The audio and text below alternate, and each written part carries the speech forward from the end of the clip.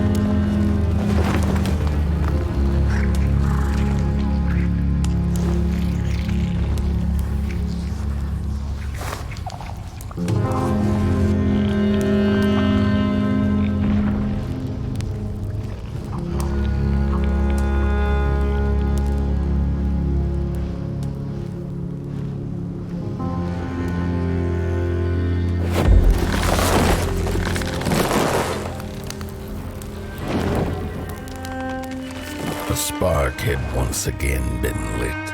It was told that for the being who kept fire in their heart, all darkness would vanish.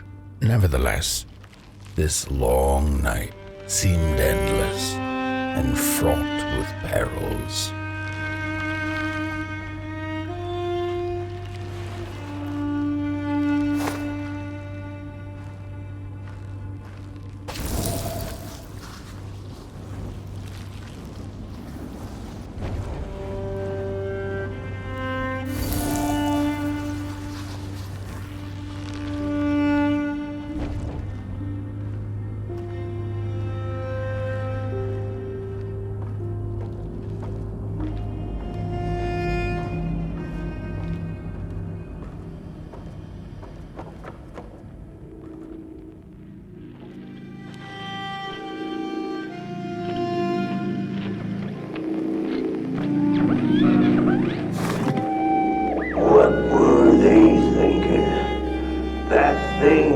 To remain dead. I'm never gonna come out again, no sir. In here it's just me. Alone, some ragdoll with his mask. Alone in that peace. They burned it all away, and for what? Shine a little light on things? I can see just fine in the dark. In the dark I can see everything clear as day. What were they thinking?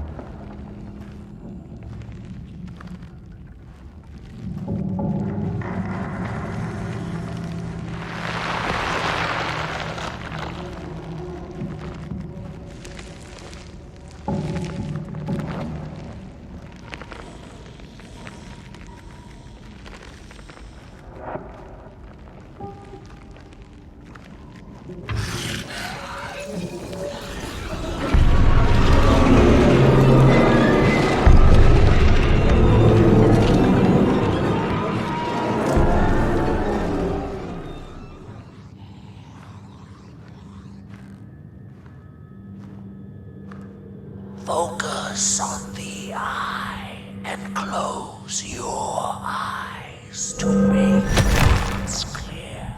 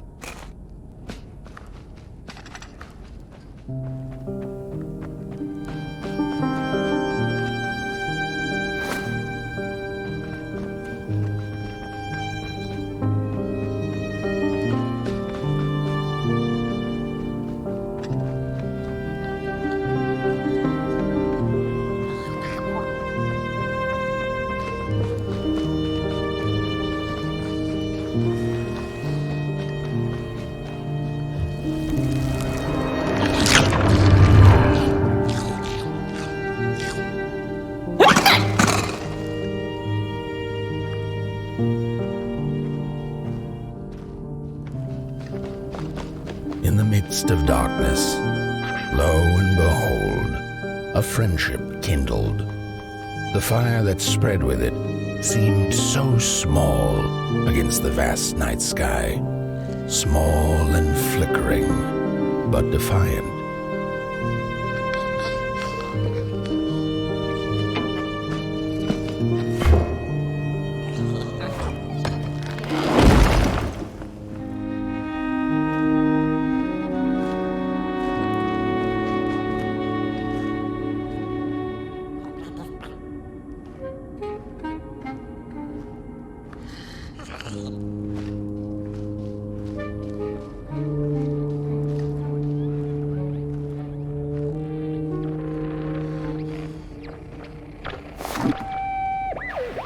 With wire, clay, and fire, the craftsmen built the foundations, followed by the trees and the rocks.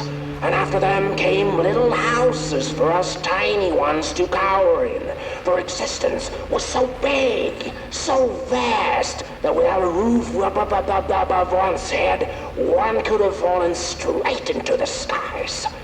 And yet, with all that stuff, they didn't know what to do with us. So I reckon that's why they built the Midnight Walk. For us to wander, for lack of reason.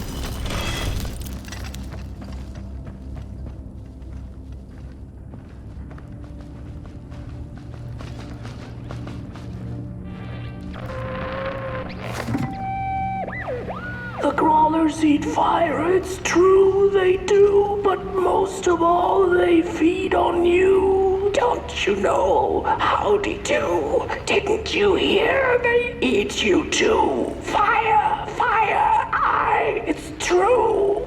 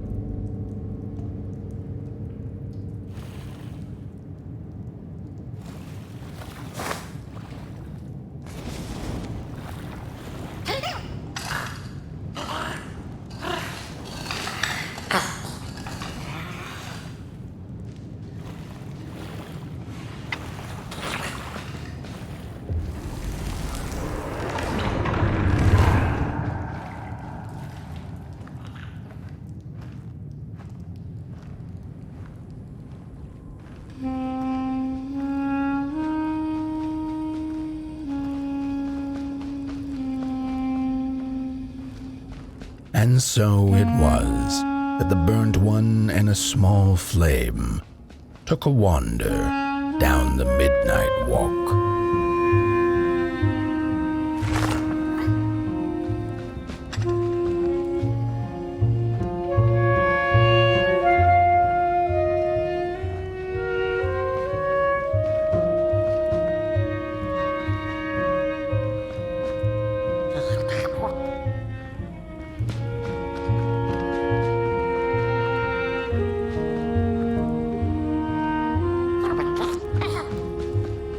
In the closing nights of this era, a wandering flame. How rare, a little pot boy. This is already the end. Your pot boy, the last ember of the work table that was. You are destined to carry this torch to Moon Mountain. It is inevitable. We must all partake. Your purpose burnt into clay. Your pot boy must spread his fire. Walk now, spread your fire. Walk, walk, walk.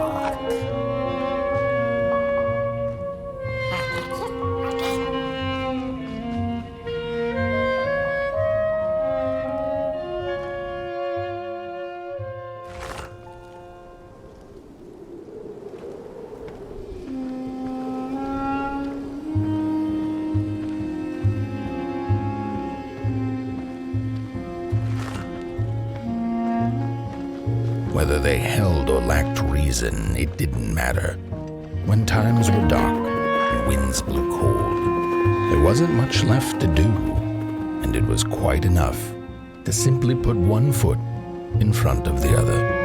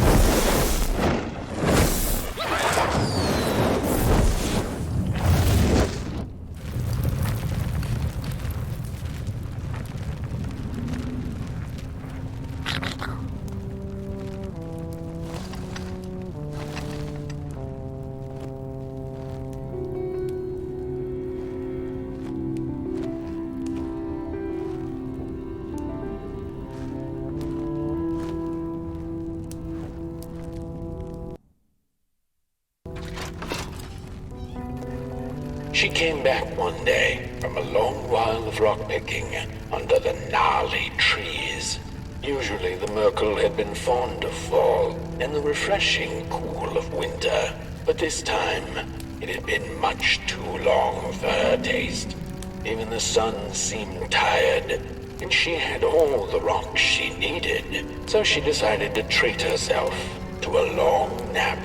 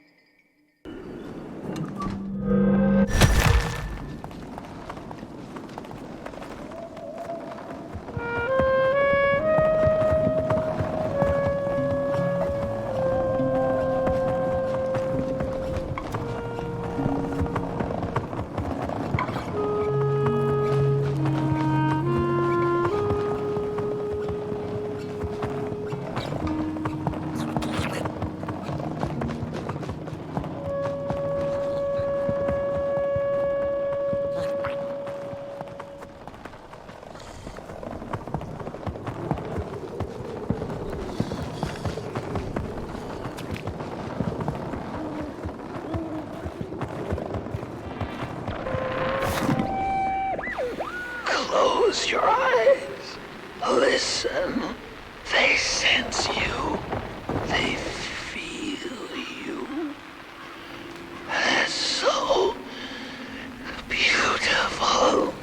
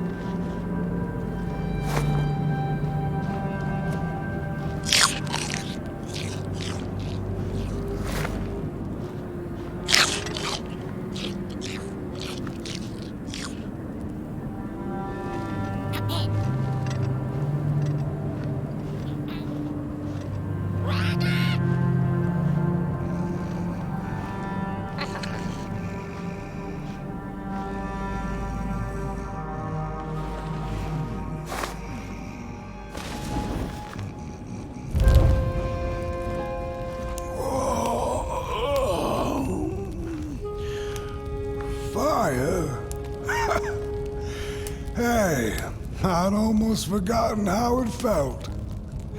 And salutations, burnt one. Fancy meeting one of your kind here.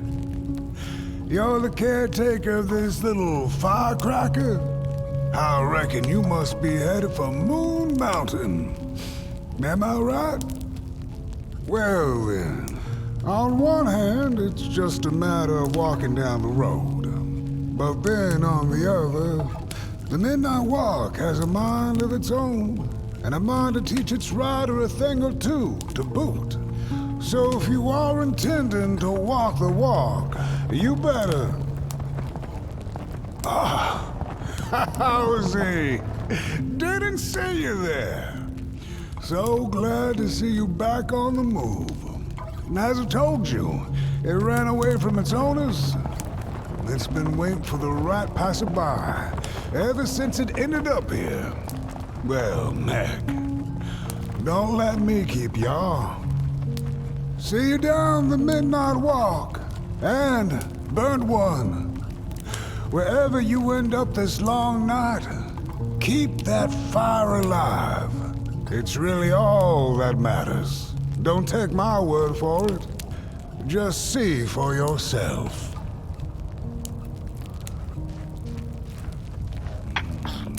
Some folks certainly know how to talk the talk. What you lack in talk, burnt one, I trust you make up for in walk. Be wary of the dark itself. It's full of ideas, but it is always hungry for more. Enough talk now.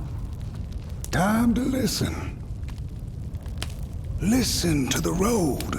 The trees, the shadows, to the stars. Oh boy, you'll be amazed what you'll hear if you listen a little.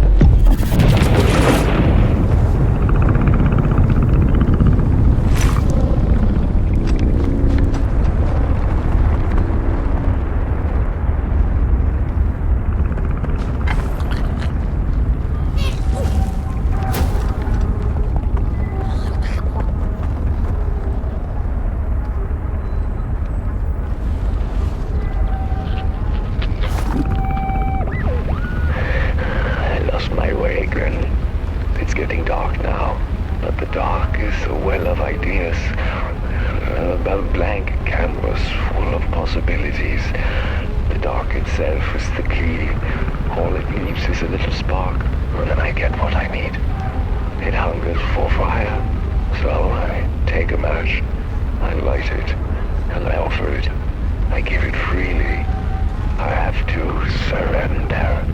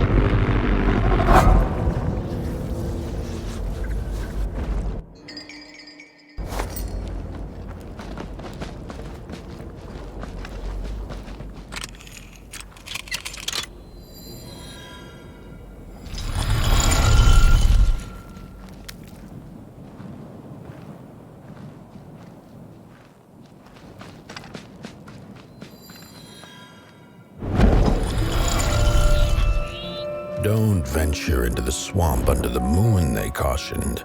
There, wild eyes watch, and itching teeth yearn for succulent heads like ours. Gone are the bodies of old, and they can no longer shield us from the terrors.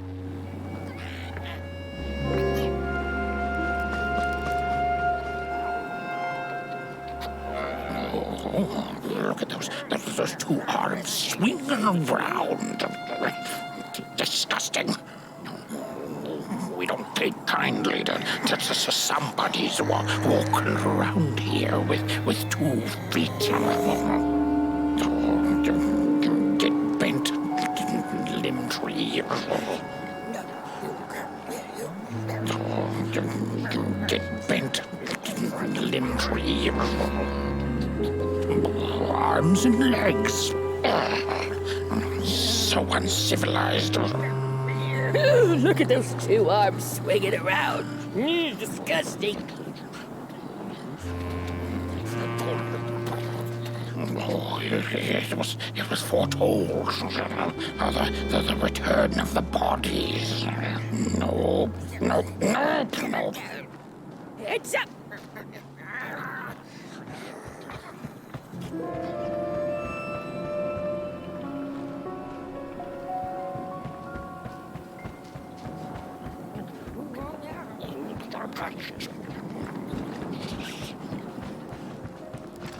Oh, look at this fancy stick. It's my favorite stick in the whole wide world. It's the best one in my collection. No, my stick! Give it back! No! Oh, my stick! My favorite stick! Oh.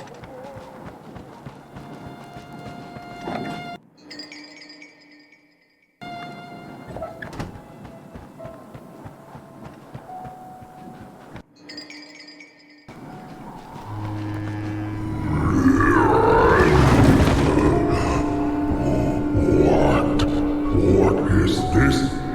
Somebody approaches nobody will? Your wretched limbs, an affront to nobodiness.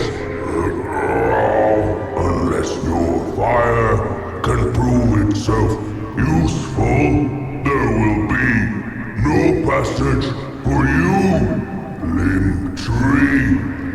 Go away.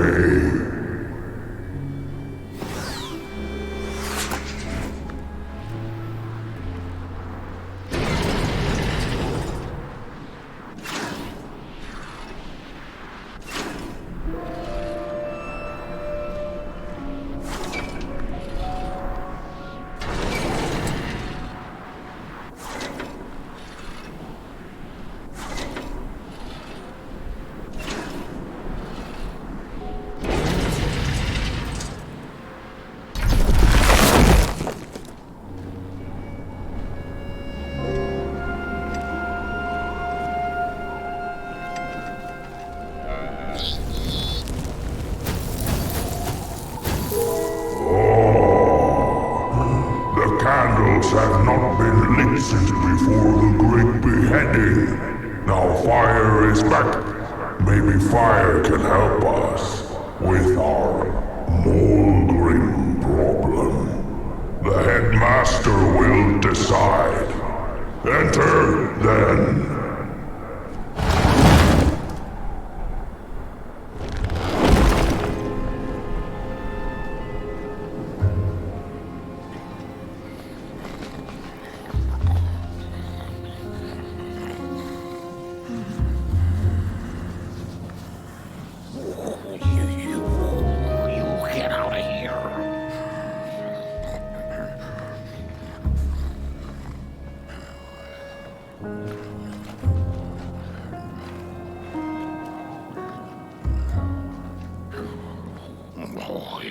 It was foretold. The return of the bodies.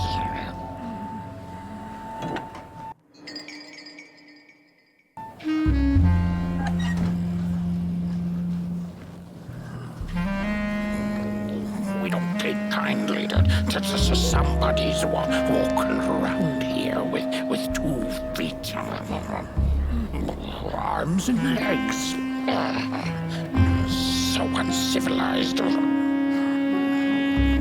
What are you looking at? You get out of here.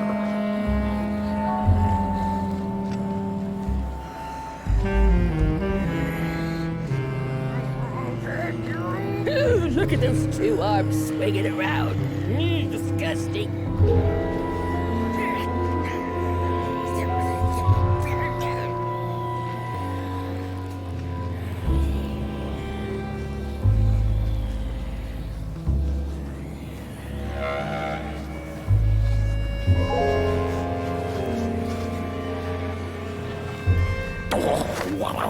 What do you think you're doing here?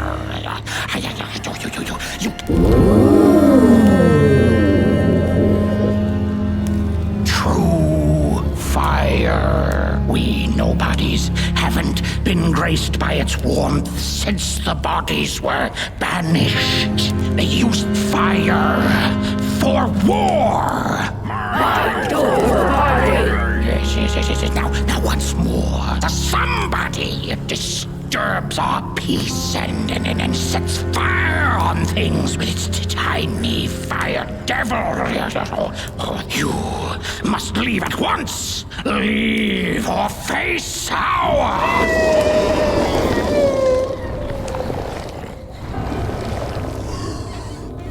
That's the Molgrim! The Molgrim!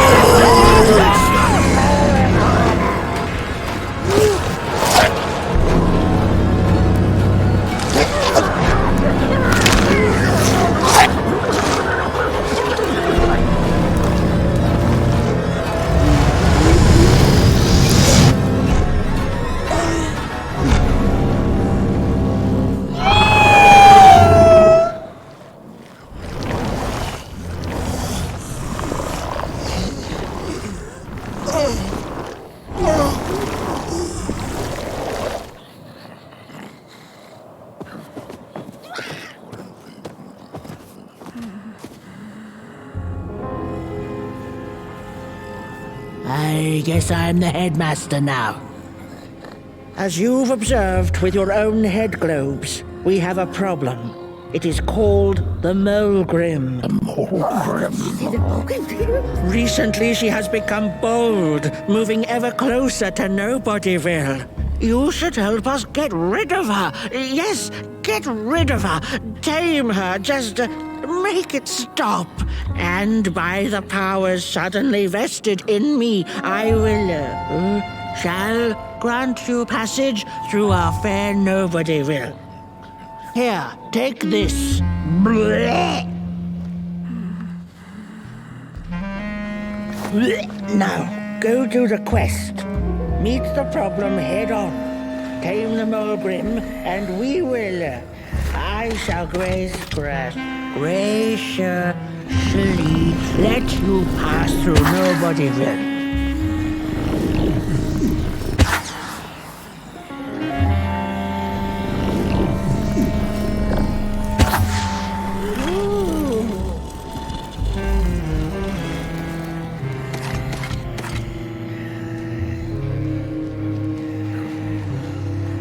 Heed my words. The Molgrim will get you. No, without that body of yours, you'd be drop-head gorgeous. Molgrim's cave lies that away, if I could point.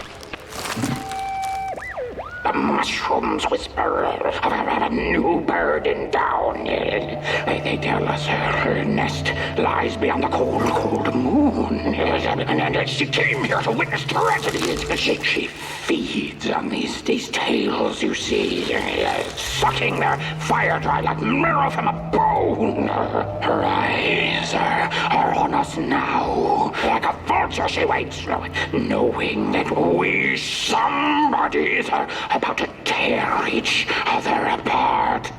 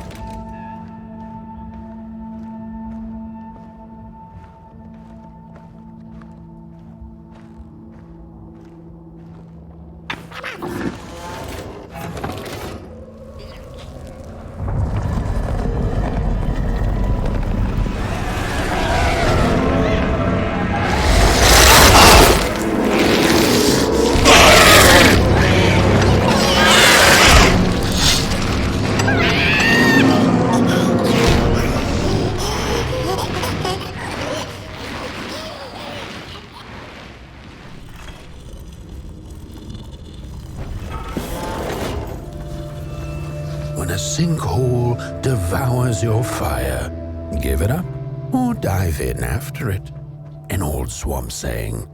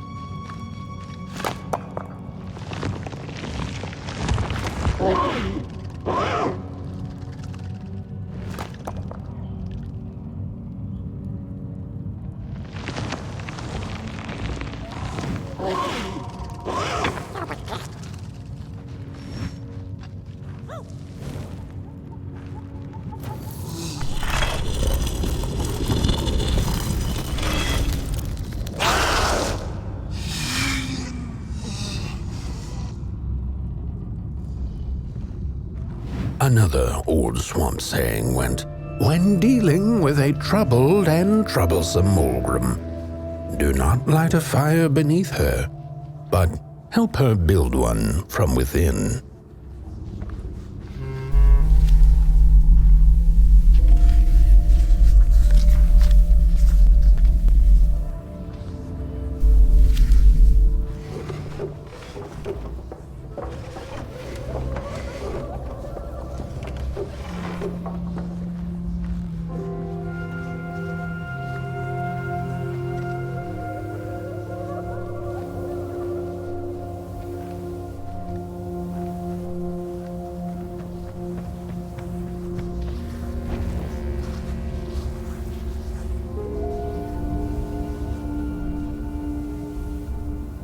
Oh, my neck hearkens the anguished howls of the Molgrim, and the bitter patter of feet. A somebody and its flame, albeit a small one. 'Tis enough, perhaps. The Molgrim's precious shards, they must be returned to her lair, to her cauldron. Only then may the cleansing fire burn.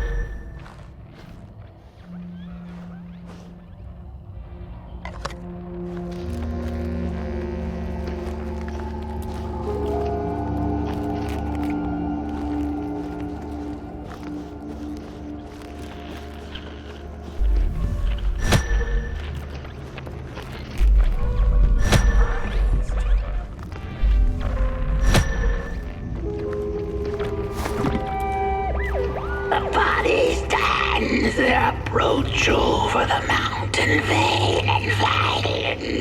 We ragdolls observe, we record, and we memory. Their faces wear masks they do not know. What the sordid yearning hides behind. His hands to tell. We put on a mask, we perform, and we put on a show.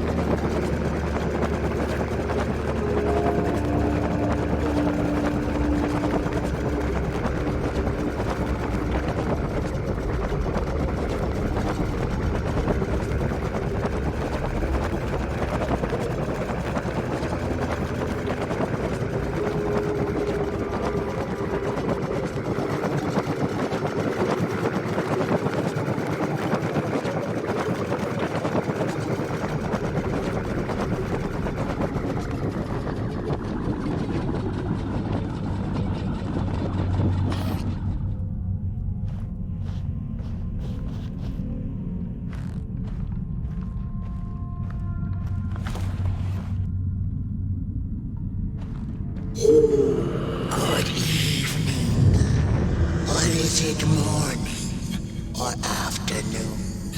Hard to tell without a sun, isn't it? No, it is most certainly night, or moonbirds hooting wouldn't make sense at all. Speaking of sense, will you help an old bird find some in this story? Fire up these dusty murals in the right order, and you will receive a present, a little gift, yes. Bring the fire to the story.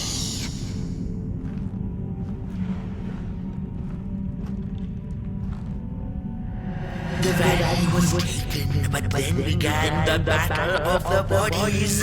Intriguing.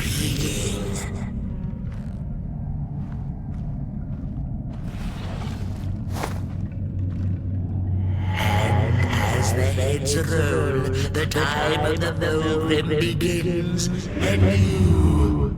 Once upon a time, the Molgrims lived in peace. Once upon a time, the Molgrims lived in peace. Peace ended when the violent sun bodies invaded the valley. The battle ended with a great, gruesome beheading. Peace ended when the violent sun bodies invaded the valley. The valley was taken, but then began the battle of the bodies. Intriguing. The battle ended with a great, gruesome beheading.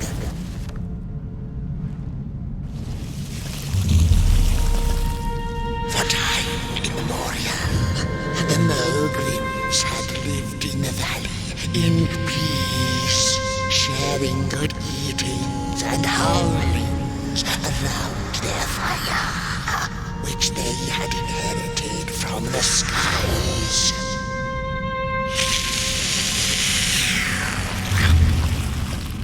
Then one terrible night came the violent sun bodies. They hunted the Molgrims for sport and took their fire for themselves.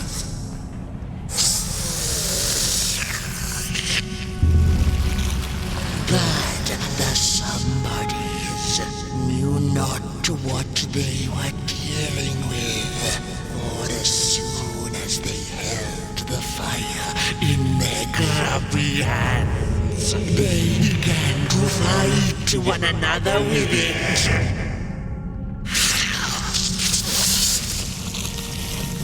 To save themselves from themselves, the cunning heads turned on their bodies and organized a great beheading. And so it was that some bodies became nobodies, and the bodies were exiled. A time of peace would ensue, or so the headlings thought. The last living Molgrim had been biding her time, and saw now an opportunity to return and take bloody vengeance upon the heads, who were now left defenseless without their bodies.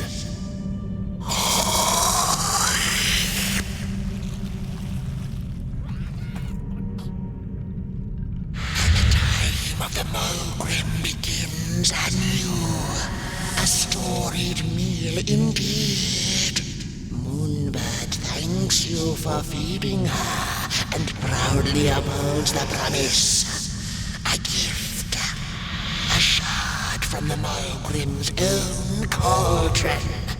It looked so shiny in the moonlight. Moonbird simply had to take it.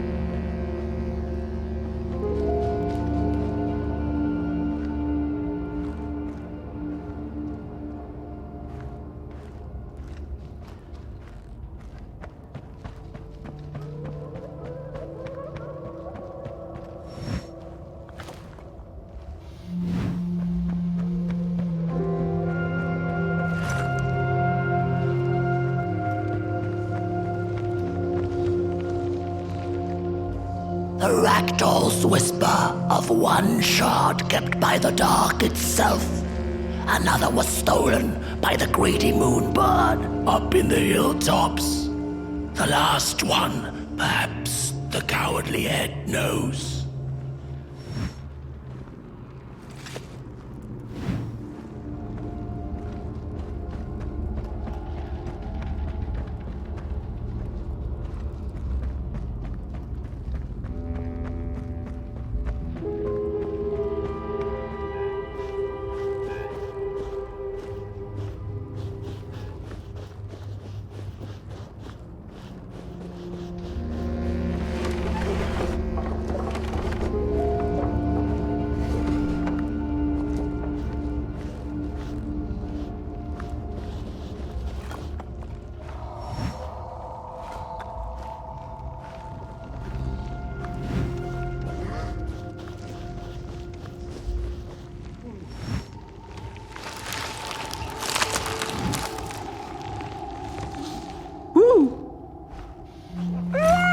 Don't eat me! Well, if you're not gonna gobble me up, then can you maybe take me away from here? Please? Somewhere closer to Nobodyville and away from here. Get me out of this neck hole, please! I'm begging you on my bare chin, and I'll pay you for the effort. Handsomely with a beautiful shard from the Molgrim's cauldron.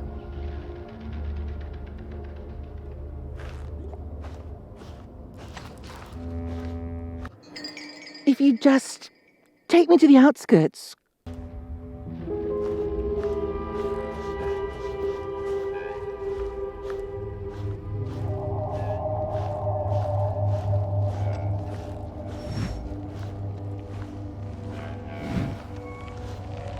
Look out!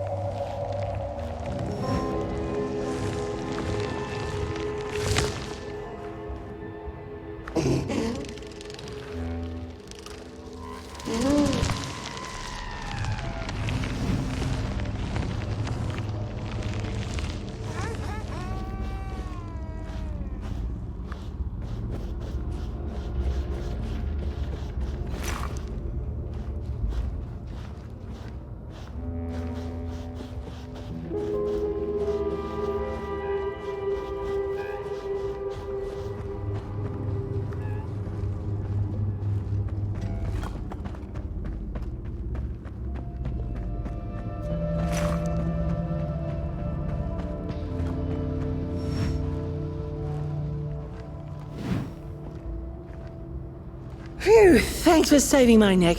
And I think I have a reward for you. A real treasure.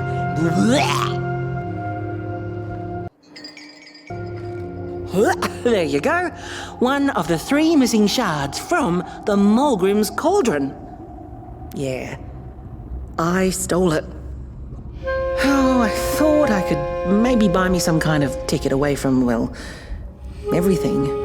Start anew, you know? A good head on a pair of healthy, strong shoulders. Eyes on the horizon. Gosh, the horizon. Do you know I haven't seen it once since I lost my body? I really do miss my body. It's a real shame when you think about it, you know? The things that we do to ourselves, to one another. What we did to her, kind. All in the name of some sort of control. It doesn't make sense. Anyway, I guess I'm sad. Sad and sorry.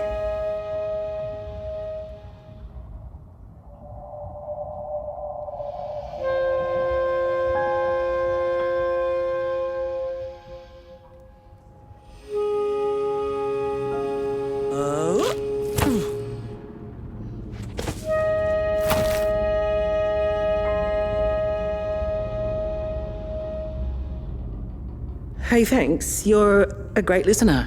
You know that? Just take care of that shard now and maybe put it back where it belongs and... yeah. Goodbye.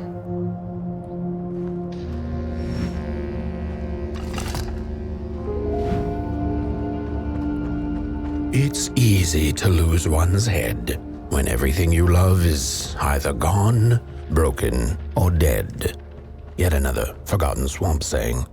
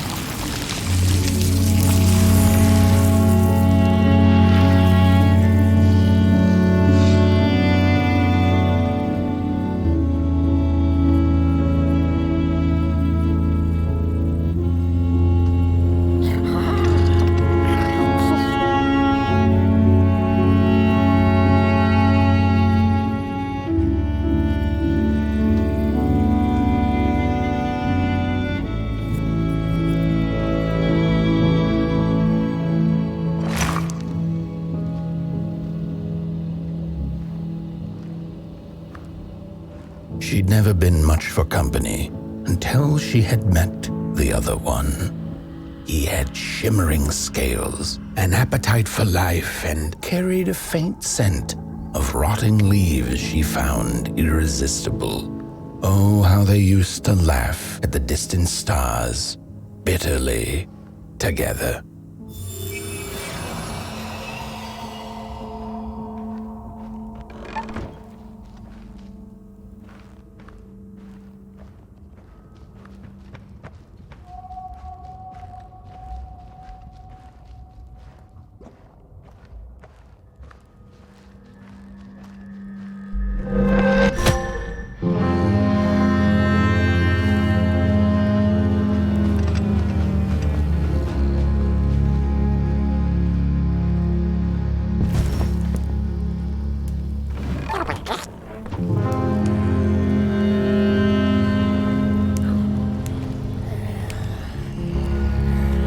The howls of the Molgrim have gone with the wind, and our headaches settled into gentle throbbing.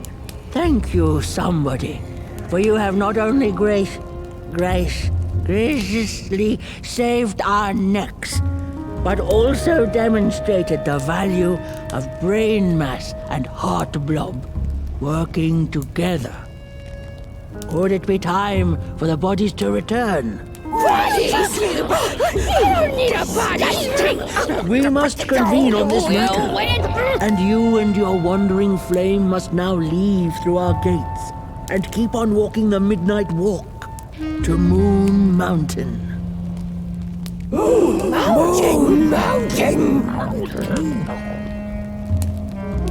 Here you go, somebody. This key will open the town gates. Blech. The mountain once again beckons, and the call is answered. Fare thee well, and take good care of your flame. The dark itself is hungry.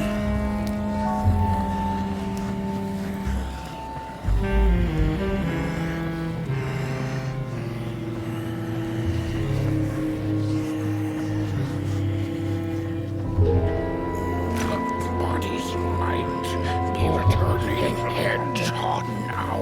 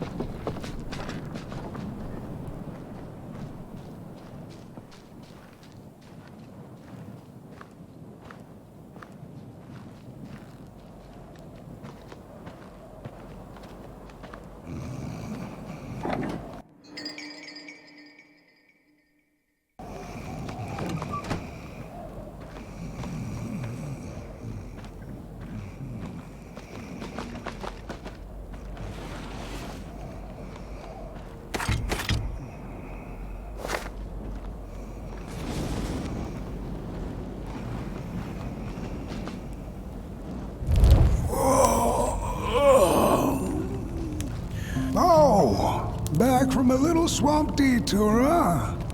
Hope the heads didn't give you too much trouble.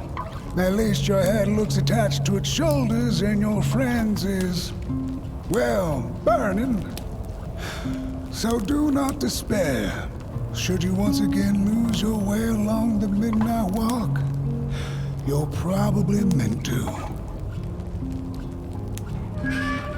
The body can be a terrible master, but a wonderful servant. Protect the spark. Find its home, won't you? See down the road.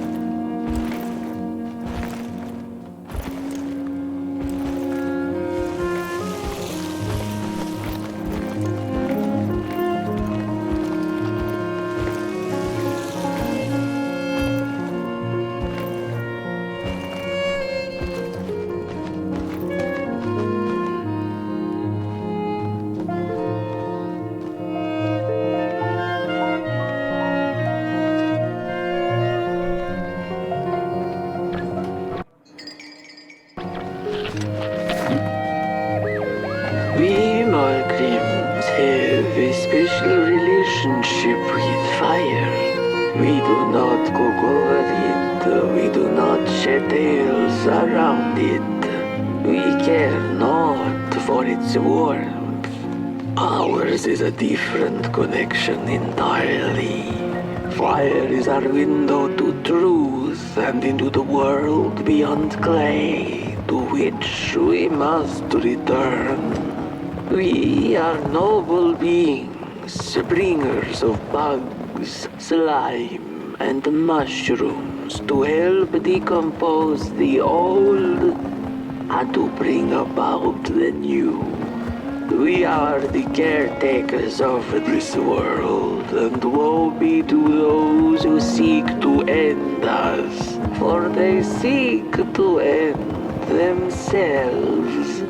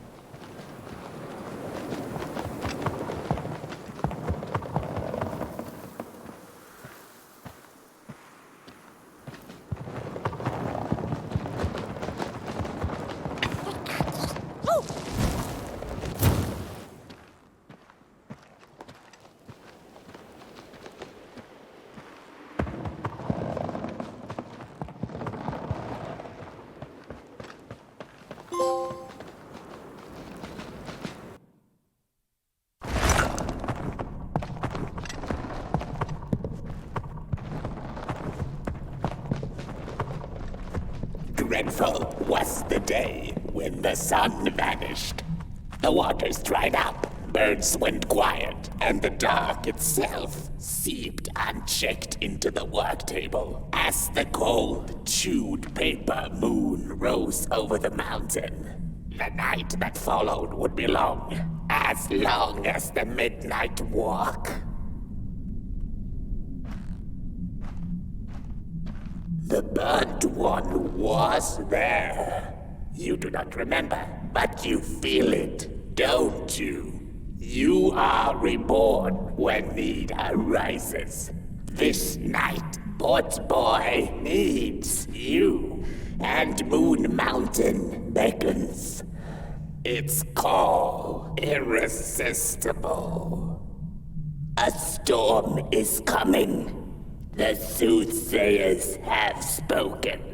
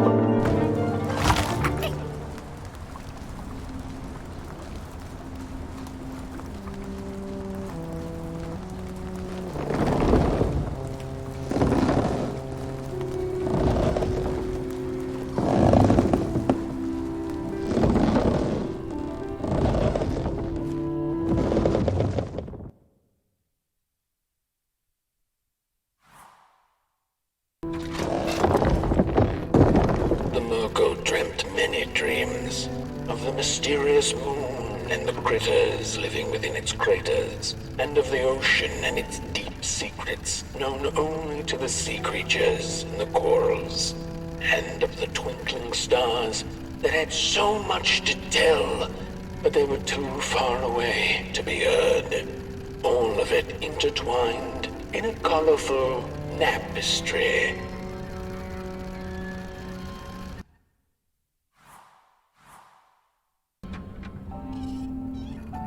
And so she woke with a yawn, so big it could have devoured the sun.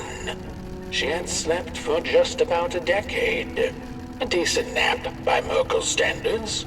She smacked her dry lips, looking forward to what the new dawn had to offer as she left her lair and went out into the cool night. Wait a minute, she exclaimed. Night?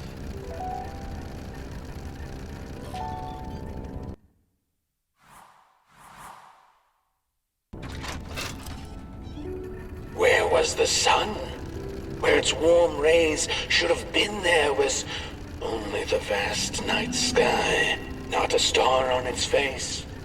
Well, the Merkel mumbled softly to herself, winter was late, so now the sun must be late too.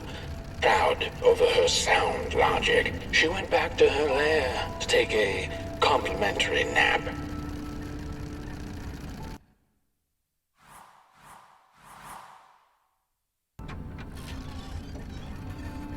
The Merkel had taken a nap that had lasted.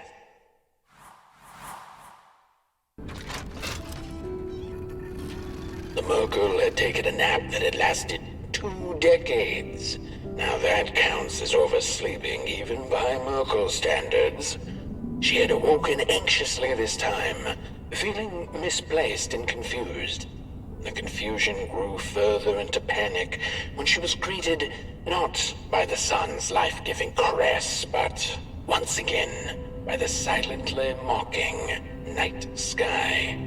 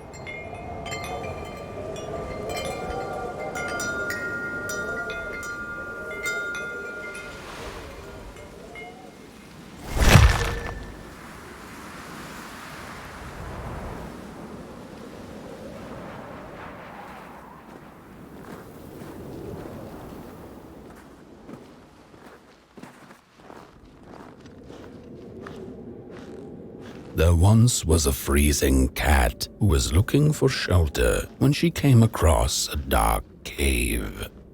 "Step into my abode," offered the dark. "It will warm you if you surrender your wants."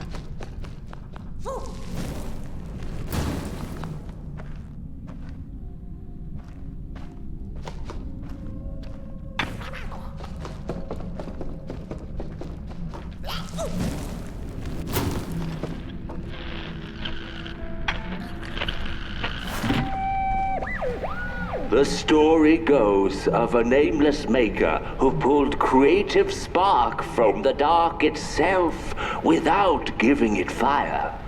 With his dark source, he managed to create swaths of land in no time. The dark itself waited for a gift of fire, but the Maker just kept on taking. Too busy building his crooked fences and watchtowers, kept his fire locked away in his chest. One day, he decided to create the first people to inhabit and appreciate his creation. It was then that the dark corrupted the Maker's clay, guided his greedy hands into creating not people, but the first of the fire-eating crawlers. And they crawled into this world absolutely starving.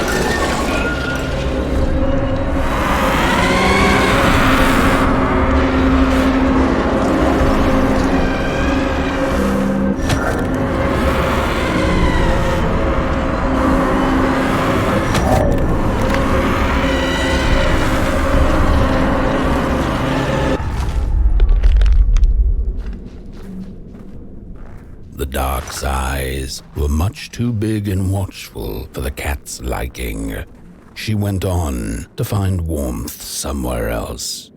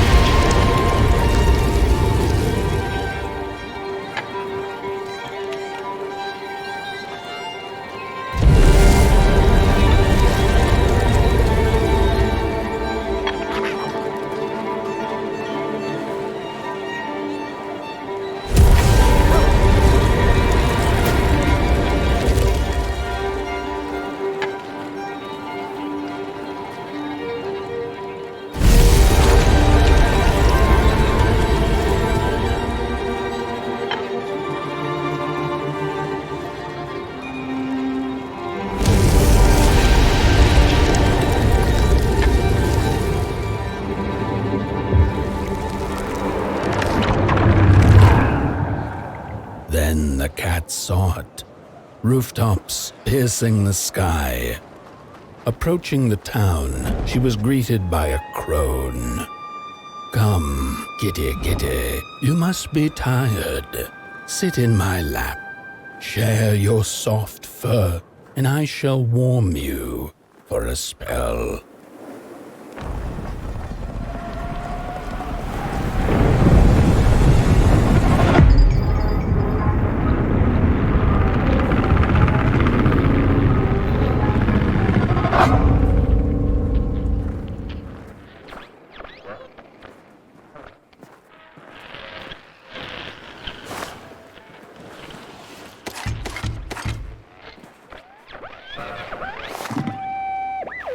Hello, Mother.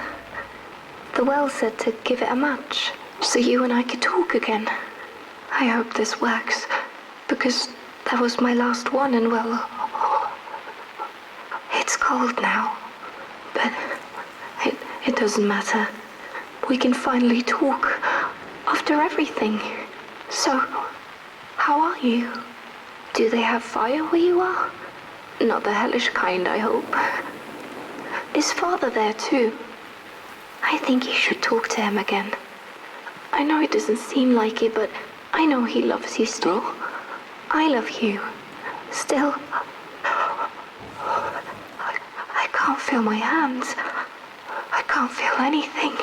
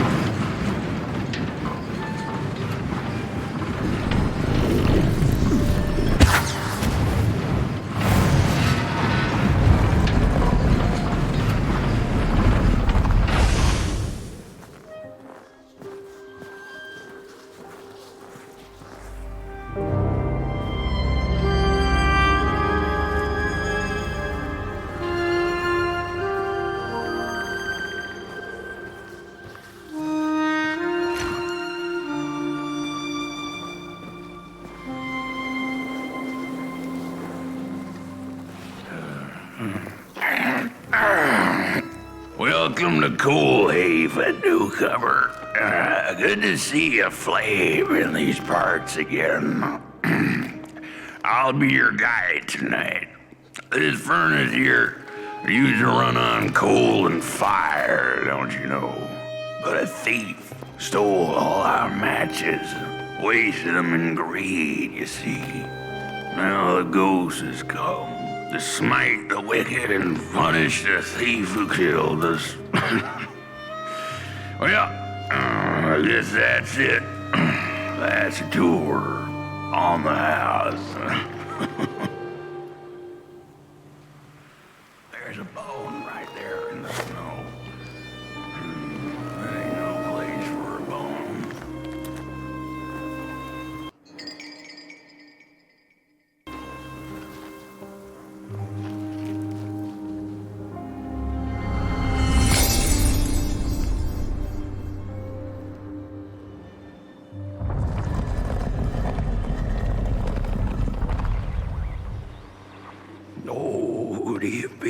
that. Something's changing. That furnace was the soul of the city. We used to worship it, us coal miners did. Fed it trees and fire like it was a hungry, angry god. This broken body's going nowhere. Here it is. Walk the streets. Listen. Just don't believe everything the half-dead say.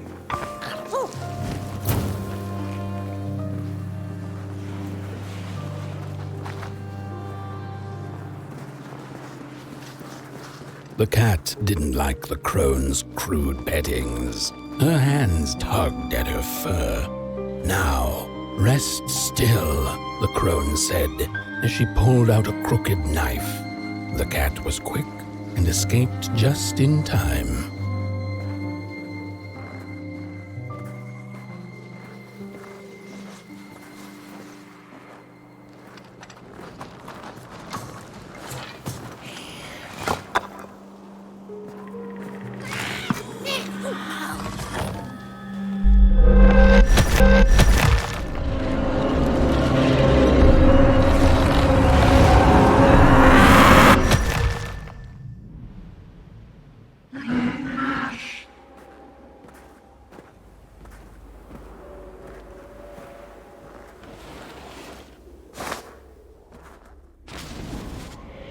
Listen for the bone.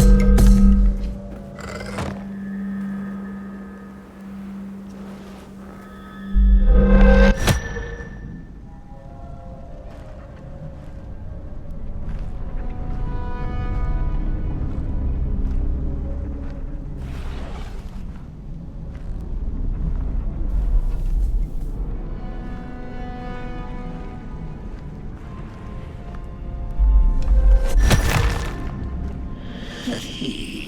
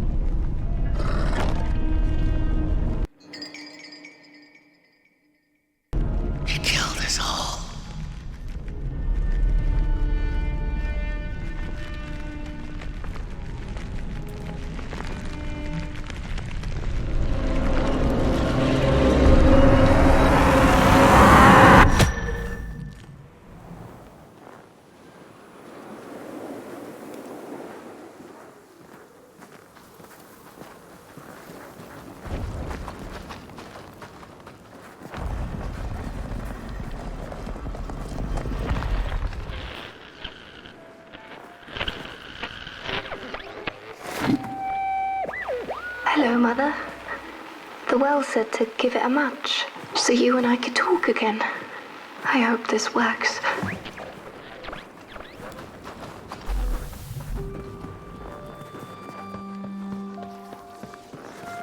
What's the matter? See a ghost?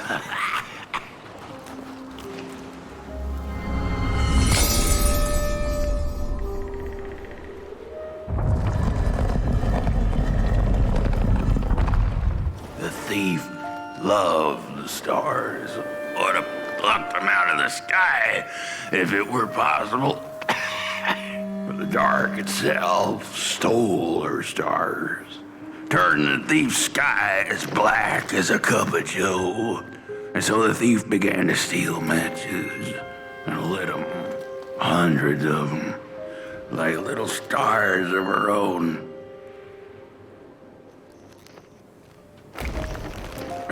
The crooked path to the house on the hill lies Wherever she sought warmth, it had a price. The miners needed the cat to get rid of the rats, and the vicar wanted her protection from bad luck. Bony hands reached out from all around her, trying to grab her. The burnt matches lead to the house. Brothers and sisters, hunt down the thief. The matches. Follow the burnt matches.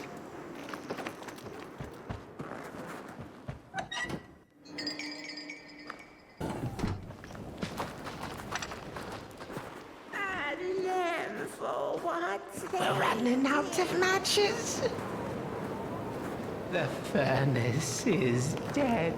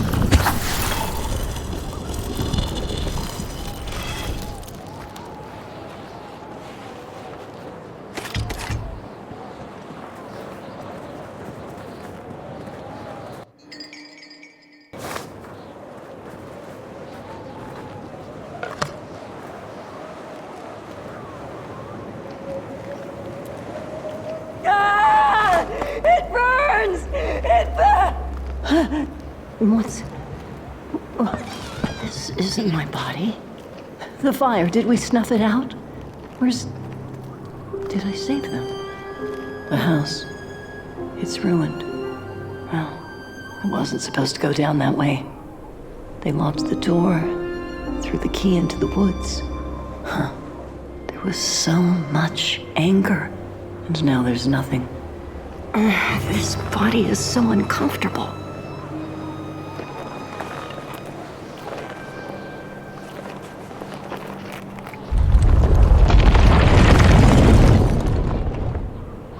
While I was in the black, I had a dream. There was a monster in the woods, with our door key dangling from its tail.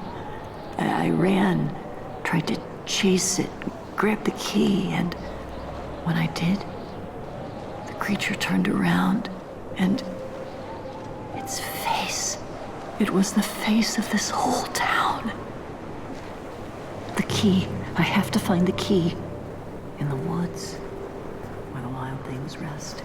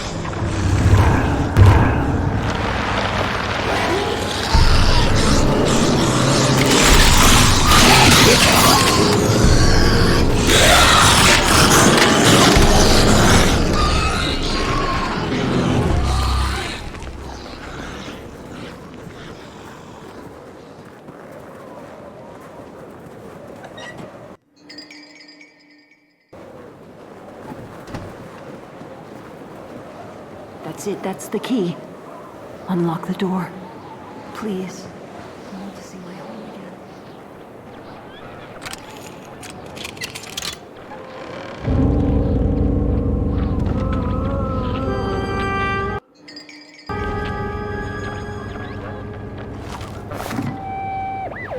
Furnace is getting weak. The council says we're running out of matches. We'll have to harvest more trees then. I don't like it. Losing the forest like this. Not like we have a choice. Mom, Dad! Oh, girl, you startled me. They're coming here. All of them. What's that you're holding? It's just a match.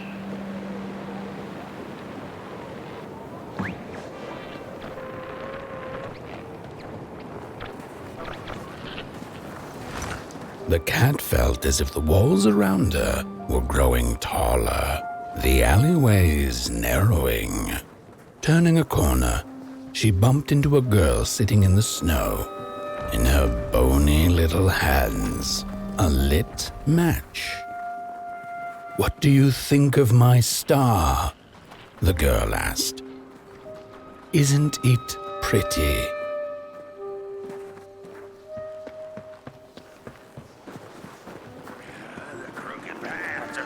On the hill lies open.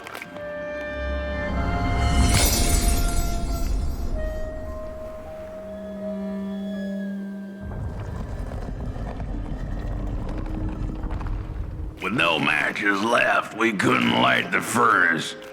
And the thief paid a terrible price for her burning greed. As the furnace died, one by one, so did we. But before we perished, the dark itself moved into our hollow husk, turning us cold and wicked. If I had a heart, I'd feel great shame for what we did. I'd feel great shame for what we did. The old man feels it too. Should have been long dead with the rest. He just wasn't ready to go.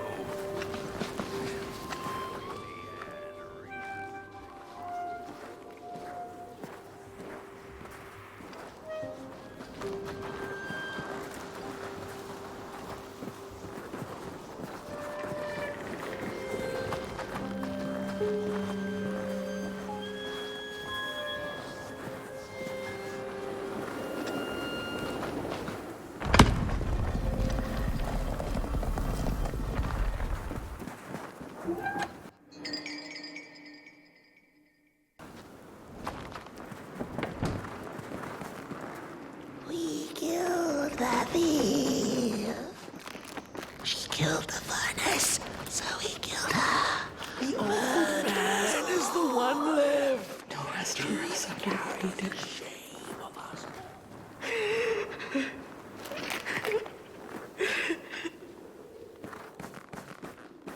Shame. Shame.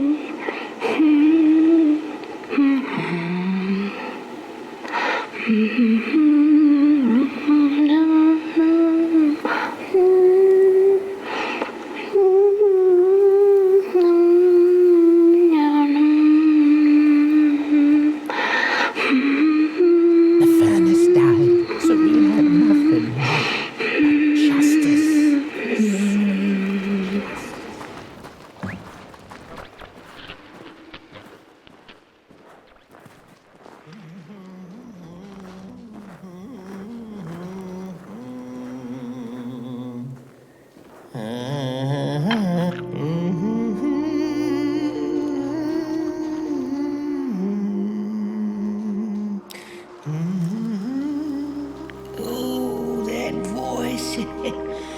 What I wouldn't give to hear her sing again. Those sweet, sweet tunes like fallen leaves of the trees that were. Such a waste. Such a shame. I wish I could hear her sing again. Just once. Just once. Oh, I know she stole from us. I know what she did to our town. She could sing. This town's not much without fire, no. But it's even less without song. If I could just hear that lullaby one last time, I know I'd be able to move on. Oh.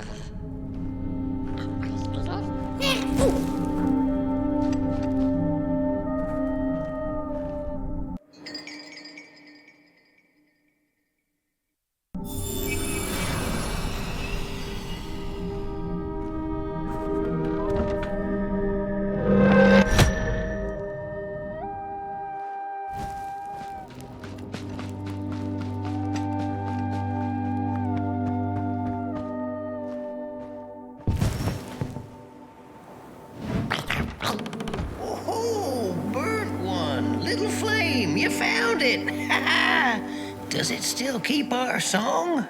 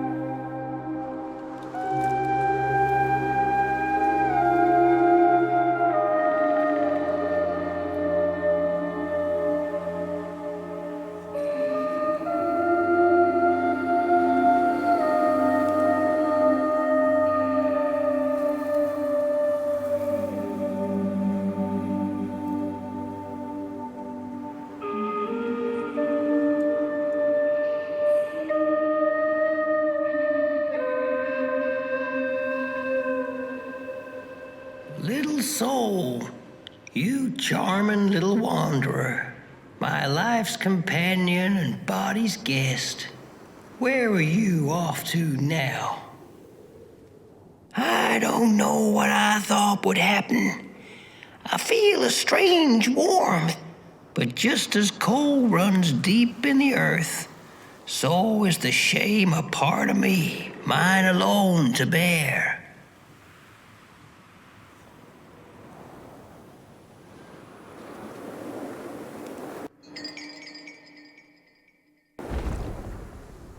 Burnt one, small flame.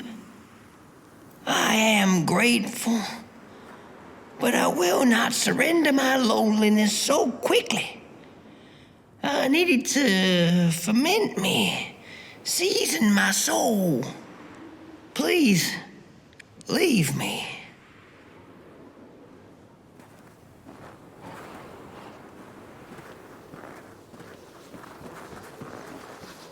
The girl offered her burning match, her last star, but the cat could tell she needed it all for herself. Grateful for her unconditional kindness, the cat left her to her ghosts.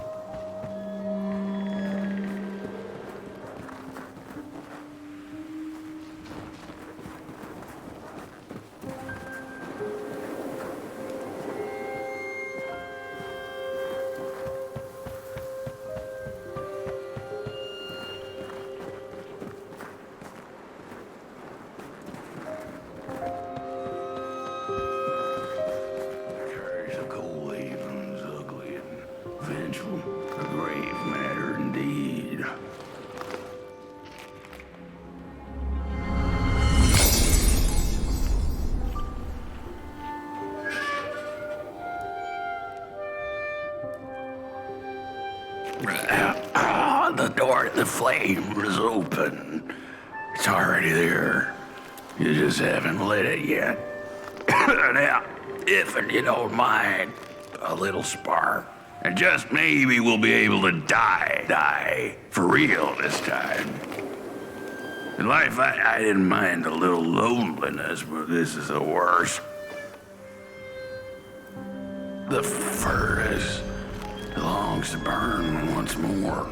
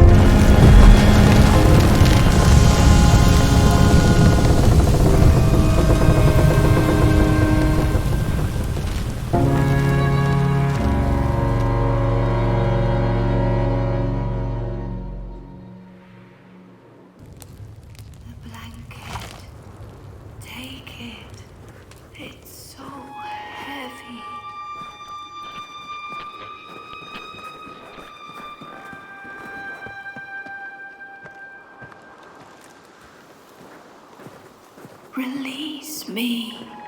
Remove the shroud. The blanket. Remove it. Light the match. The match. Light it. Please. One last star. Light the match. The match. Light it. Thank you.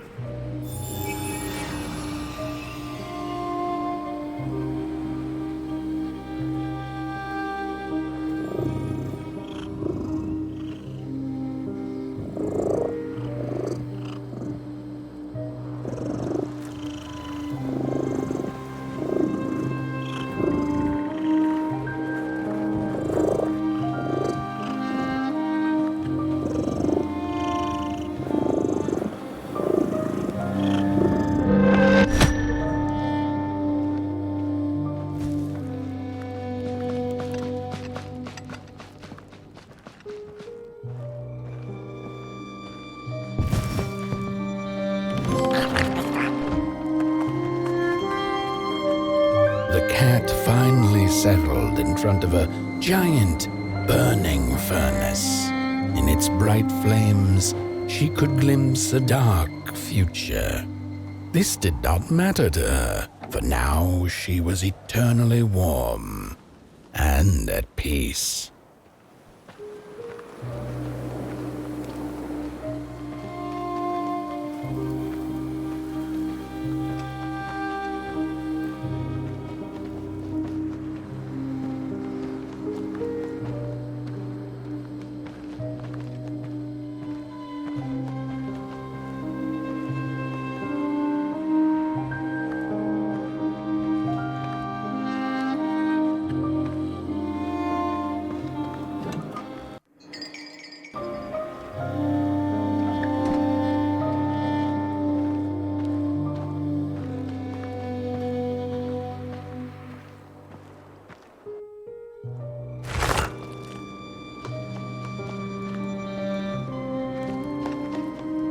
The flame burns still, and the fire has spread along the walk. The cold takes its toll, and Potboy's flame flickers. But it is still enough for the climb to Moon Mountain, to light the final fire. The road always leads to Moon Mountain. Hark! His fire belongs to the mountain. It came from beyond the moon. You have always been destined to burn.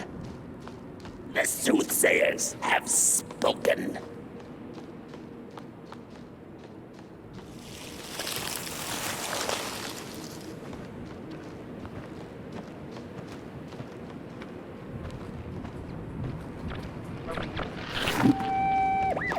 There's a fella who watches over the midnight walk, pointy hat and hollow gaze. He's been around longer than you or I. Some say he was one of the first sculptures to have breath.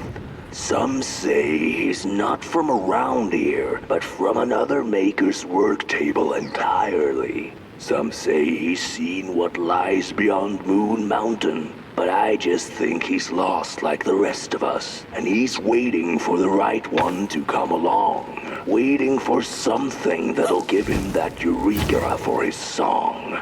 He keeps his banjo by his side, but he never plays it. Strange, but he's in no hurry. He's got all the time in the world.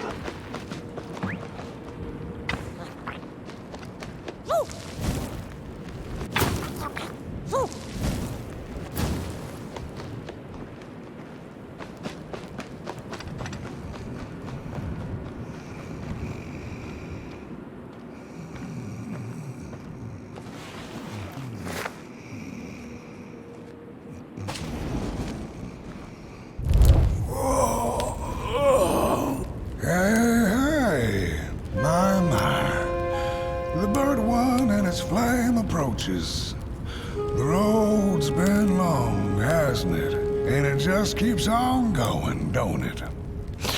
Why don't you rest here for a spell? Change is in the air. Warm winds coming in from Coalhaven. I trust you're not pushing that little flame of yours too hard.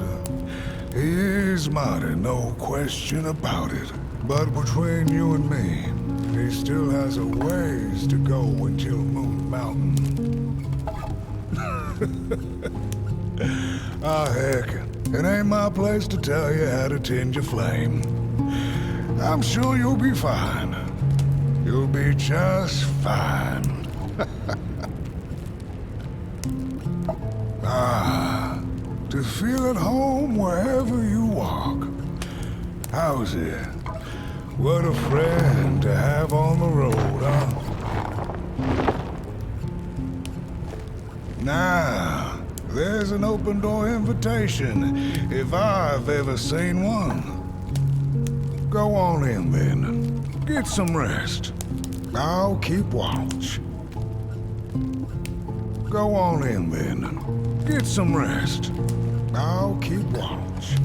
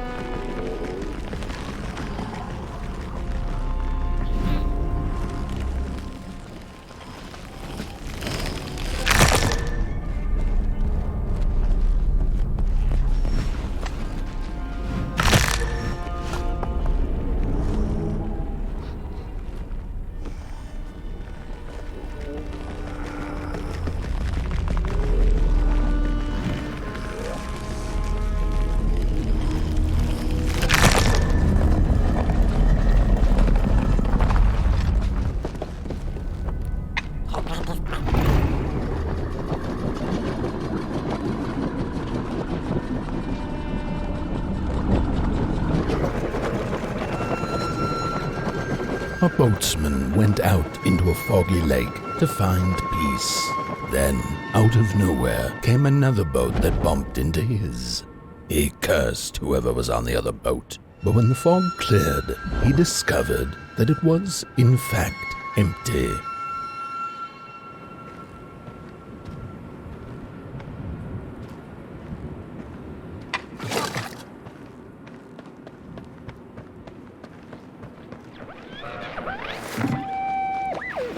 The sarcophagi are molds, rebirthing the bodies of the burnt one.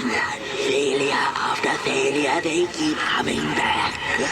They lie dormant, and then they awake at an appropriate time, during times of dark, to perform a task. The taskmaster unknown, doom spelled on the flip side of a coin. Little dolls in a dollhouse made of matches.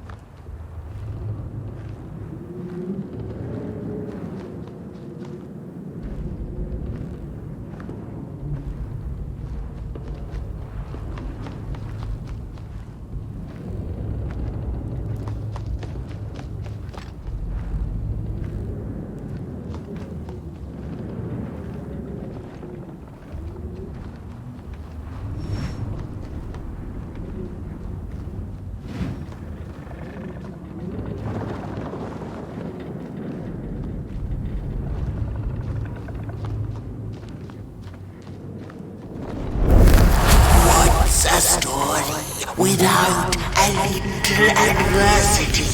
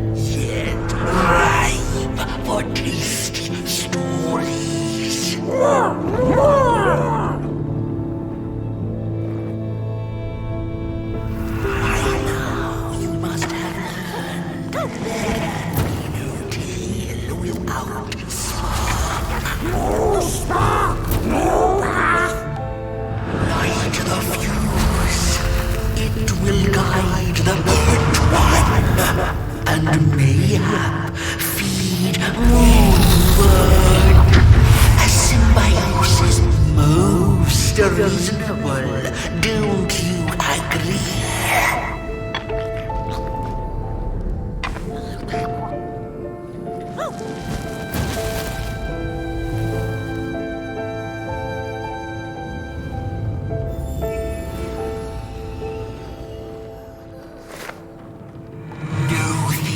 Without feathers can leave this place. So long as the craftsman laments, lost in his terrible maze you are.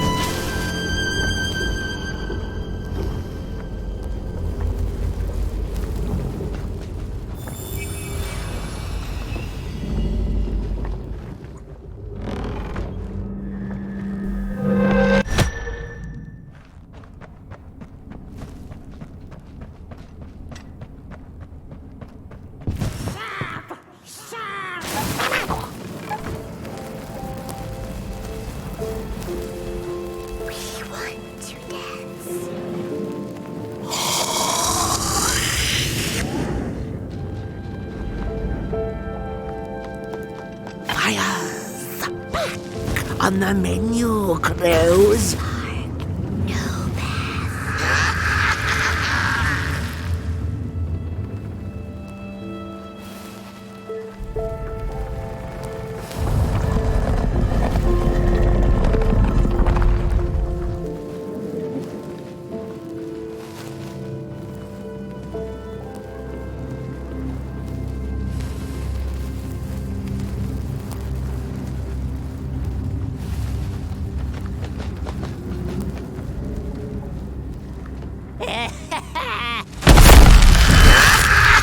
I see you. Not a crawl closer, Moonbird. Avert your greedy gaze. The moving pictures are not for you.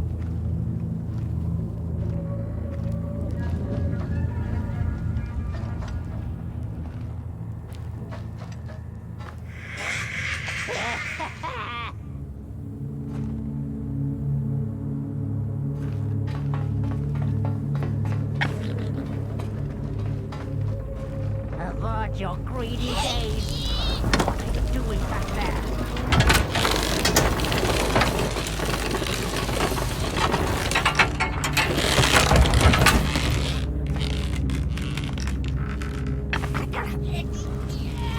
What are you doing back there?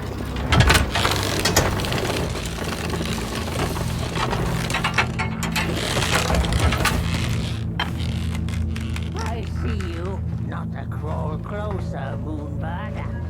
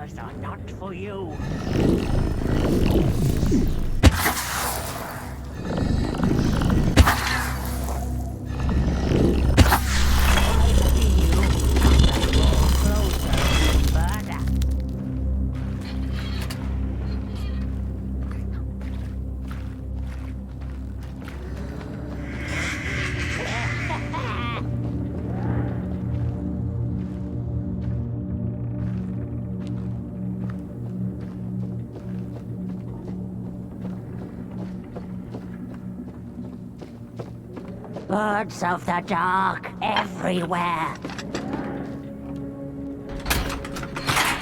The pictures. They're moving again. Forbidden. It is forbidden. It is forbidden. Hush, no talking in the theater, fools.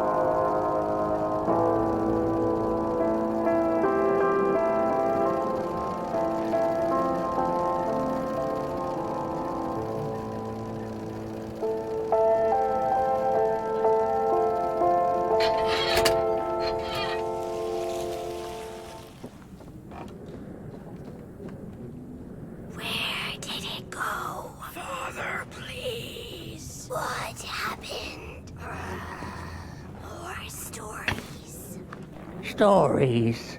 How I cherish them. Real as clay, as palpable as the midnight air. They're all we have left once the dark has taken the last campfire from us. The projectors tell a story of failure. The craftsman projects it onto his creations. He keeps building without love for his craft. He needs to see it. Well, yours might not be a movie I would watch, but a story is a story. There's a special kind of dark pit reserved for those who talk in theaters. Go with your lantern, fire up the forbidden projectors.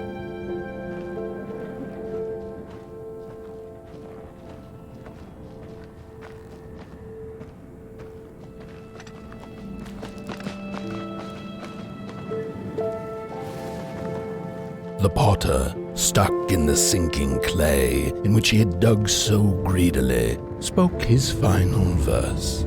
Here was I born, and here I lived. My refuge was the clay, and now the clay has played me false in a most grievous way.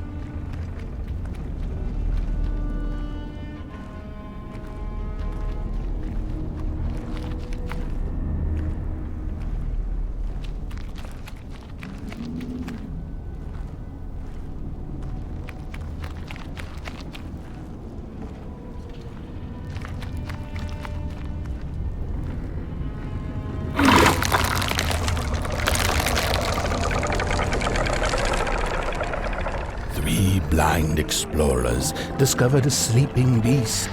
Each of them touched it and described it to one another. Its skin is coarse, said one. No, its ears are big, exclaimed another. The teeth are its most prominent feature, declared the third. Who was right or wrong mattered little, as the beast awoke and ate them all.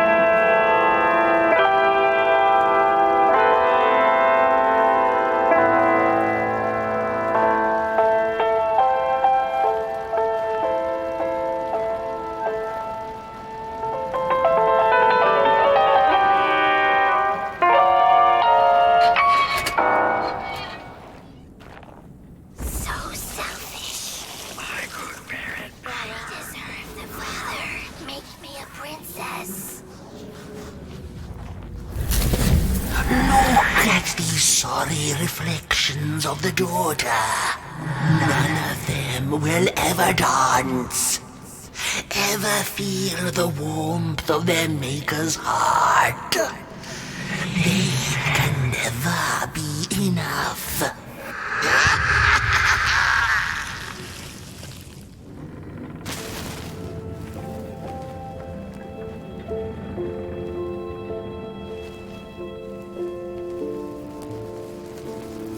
After years of searching for her son, the Weaver was convinced she had lost him to the dark. One night, there came a knock upon the door. "It's your son," said a voice. "Please let me in." Thinking this was some cruel spirit come to mock her grief, she remained silent until her son gave up and left, never to return again.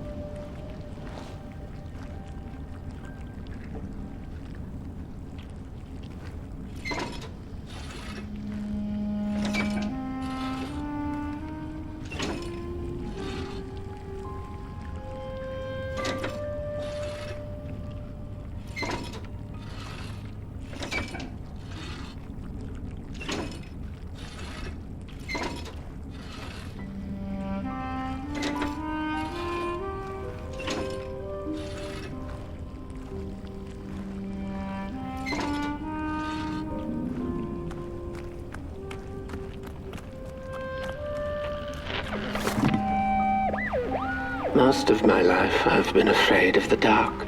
When I was little, my childminder got annoyed with me and tossed me into a wardrobe as punishment.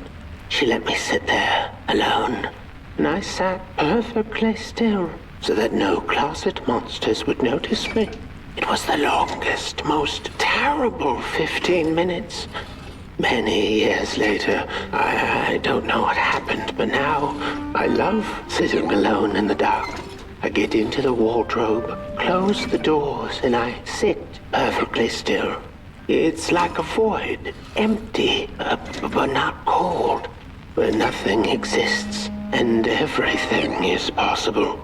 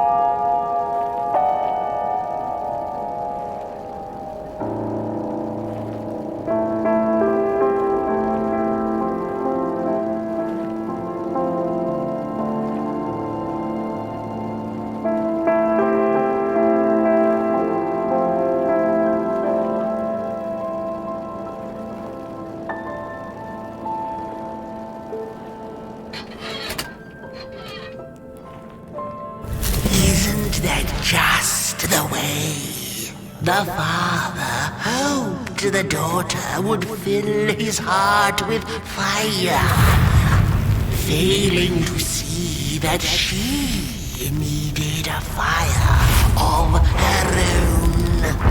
His princess danced away, and cemented in his ancient groove.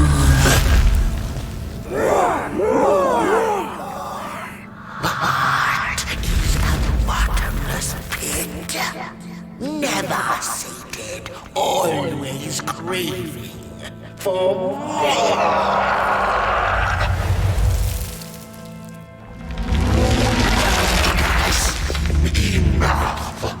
Keep on walking the midnight walkway. Don't run all the way to your infernal doom.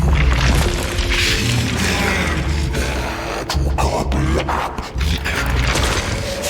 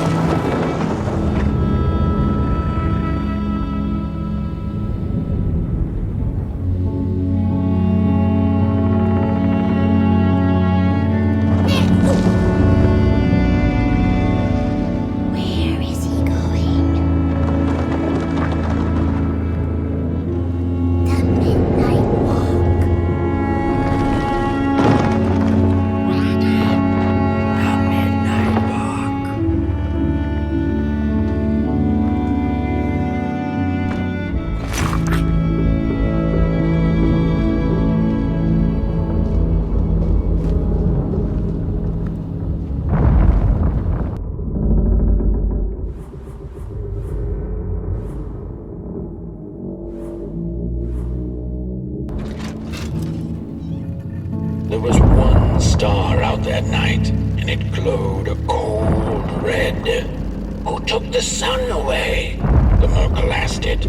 But it was too distant, so she could not hear its reply for that button. The Merkel had never felt so empty and alone. Lost in quiet despair, she managed to open up to the winds and followed their gentle push south down the midnight walk and to the Darklands.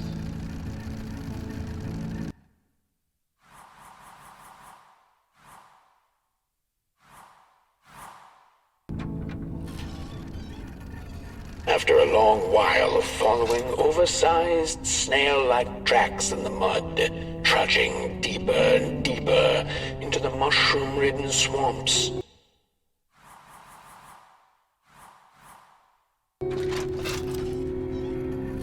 After a long while of following oversized snail-like tracks in the mud, trudging deeper and deeper into the mushroom-ridden swamps, the Murkle heard a harrowing howl.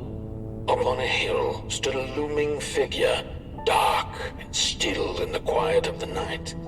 Lo and behold, the Molgrim, she thought to herself in slack-jawed awe. She greeted the creature with a quivering voice and, unable to restrain herself, asked, "Do you know who took the sun away?"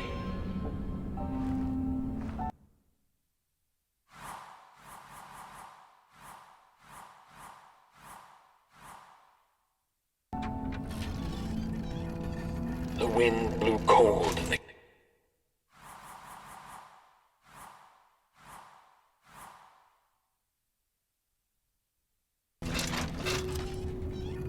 Talking to monsters had never been any Murkle's forte, but this meeting proved spectacularly disastrous. Barely escaping the gnashing teeth of the Molgrim, she managed to escape by jumping into a lake, following its stream away from the swamps. Although the Molgrim was far behind her, she could still hear its melancholy howl. "Mad with grief," she mumbled, "as I will be unless I find the sun again."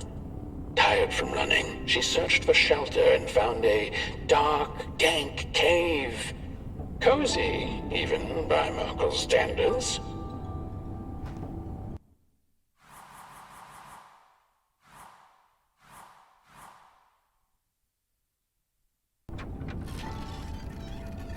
The wind blew cold.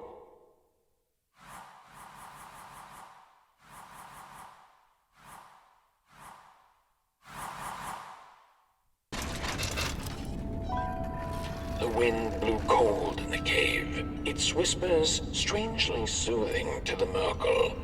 As it turned out, the whispering belonged to a pack of starving crawlers who had begun circling her, their language known only to the dark itself. "What are you searching for, little limb tree?" they sounded in guttural unison. "These are dark days, and your kind does not belong anymore." The Murkle gathered her courage. "I am looking for the sun. I know you crawlers eat fire for dinner. Did you eat it?" They sniffed her lantern hungrily, and instinctively, she offered its flame to them.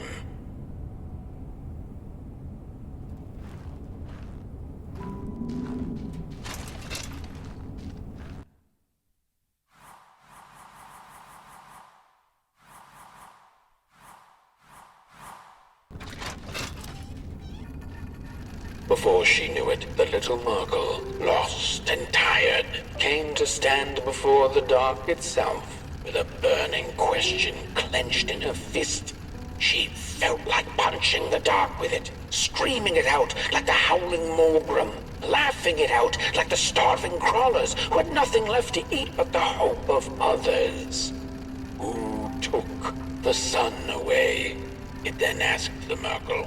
Its voice sounded like a dark forest, deep and ancient. "It wasn't you," the Murkle retorted. "You're its complete opposite. Surely you must be the reason it's gone." The dark then replied, "I am but the absence of light, not its adversary. Light is because I am. How could I possibly hold it in my possession?"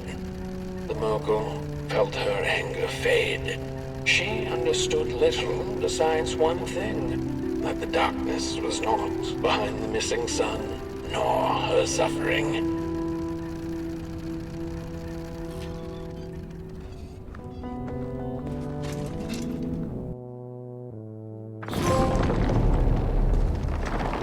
The Wanderer asked the craftsman, "How do you make such perfect sculptures?" To which he replied, "Oh, there's nothing to it, really. I go into the dark woods. I find the sculpture already waiting inside a tree. And then it's just a matter of carving it out."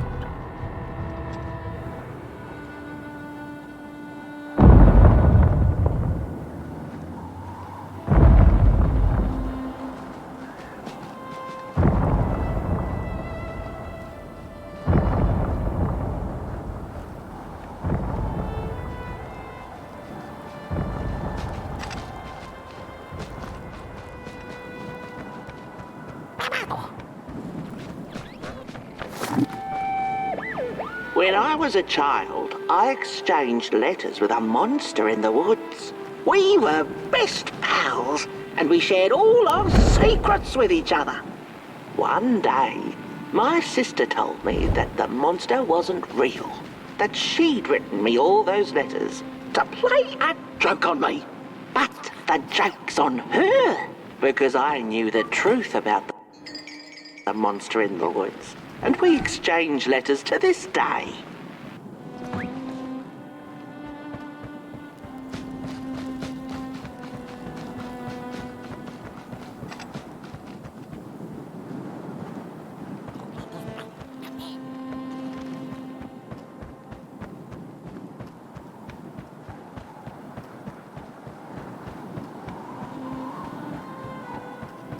Hark!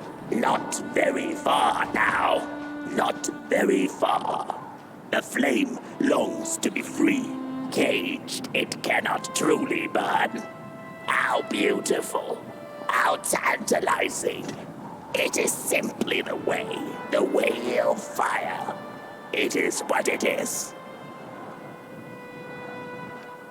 It is what it is. You must release it at the summit. The soothsayers have spoken.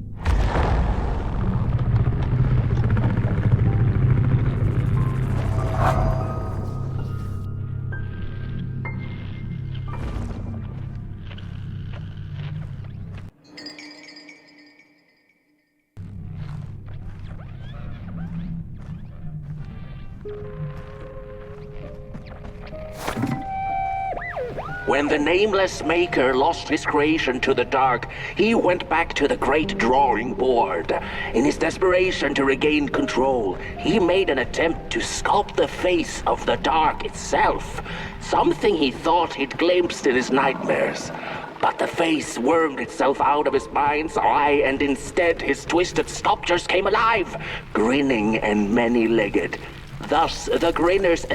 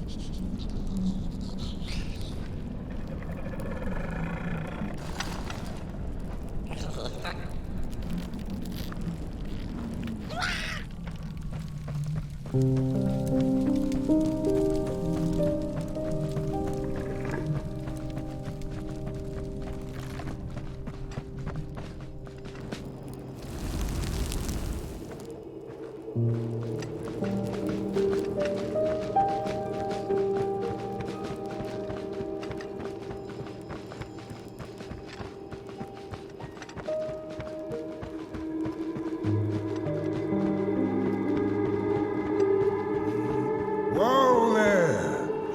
You look like you're about to move a mountain. That's what I get for trying to get in the way of a flame and its destination. Let him walk his walk. Ain't nothing gonna stop him now, looks like.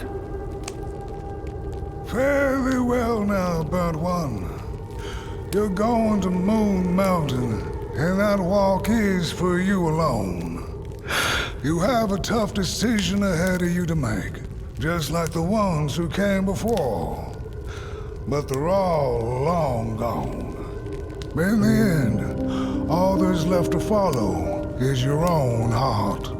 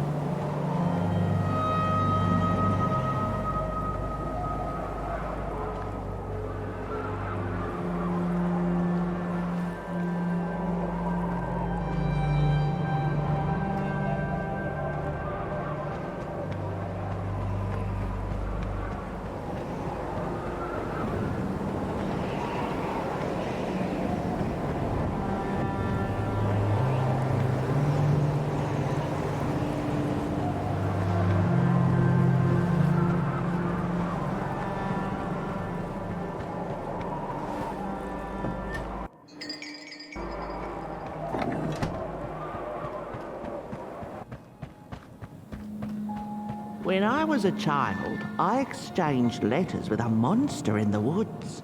We were best pals, and we shared all our secrets with each other. One day, my sister told me that the monster wasn't real, that she'd written me all those letters to play a joke on me. But the joke's on her, because I knew the truth about the monster in the woods, and we exchange letters to this day. Oi! You the caretaker of this little fireball? What were you thinking, letting him run off? Don't you know how precious he is? Oh, yes you are. A real sunbeam. Who took the sun away? We Murals used to ask until it finally ceased to matter. Night skies like these, trouble seems so far away, doesn't it? I mean, isn't this just exactly my point? I used to be afraid of the dark, so much so that I became obsessed with these huge electric lamps left behind by the craftsmen of old. Couldn't pry myself away from them.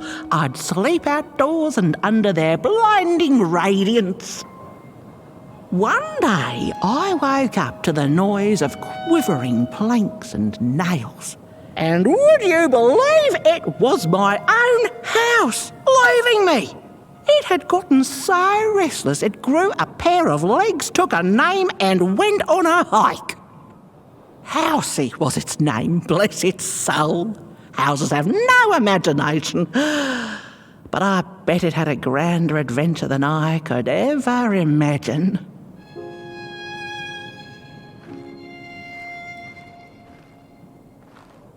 This little flame is your home, burnt one. Keep him nurtured and safe, and you'll always find yourself in the right place. Through the rain, in the dark, and over Moon Mountain. Look at those stars burning like so many candle lights.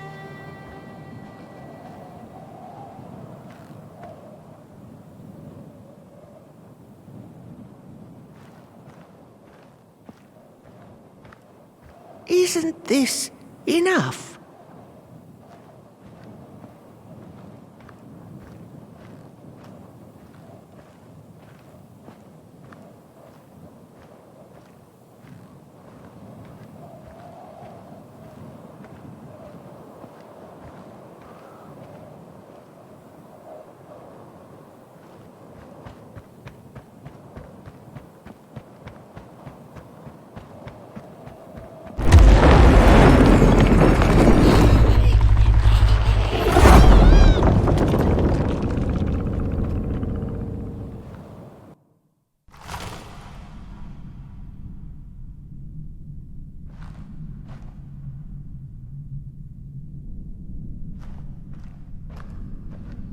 What is the dark?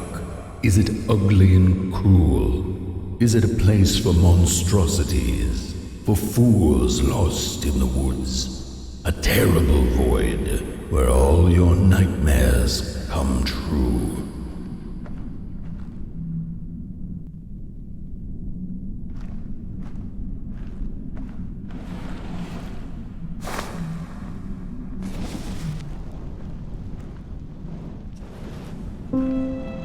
The dark could be a friend, perhaps a space where we might find each other, all of us equal under its cloak.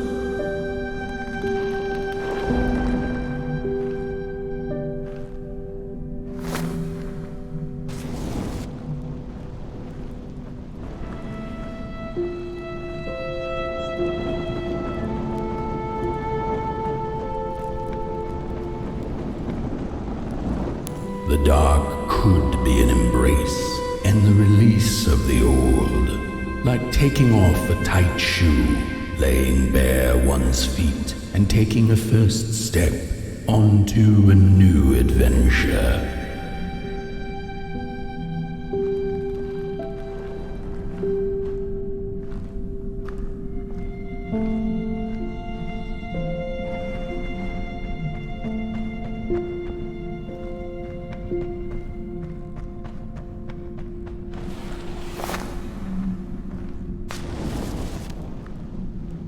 The dark could be a moment of clarity and calm, a break through icy clouds and the shameful stories we tell ourselves that fetter us to the clay and mud.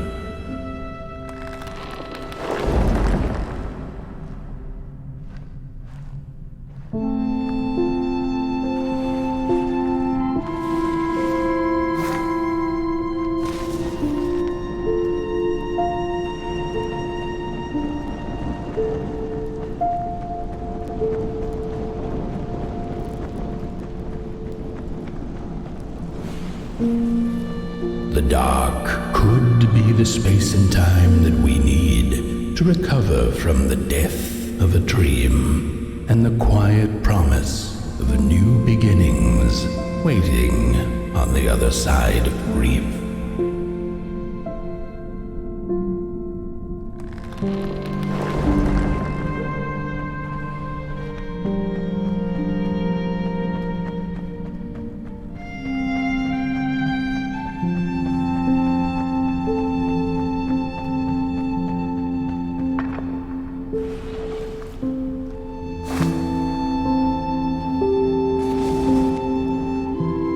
In the end, the dark remains a mystery, its secrets locked away behind the stars. But one can rest assured that it is always there, watching, patiently waiting for us to enter it, with fire in our hearts and with eyes wide open.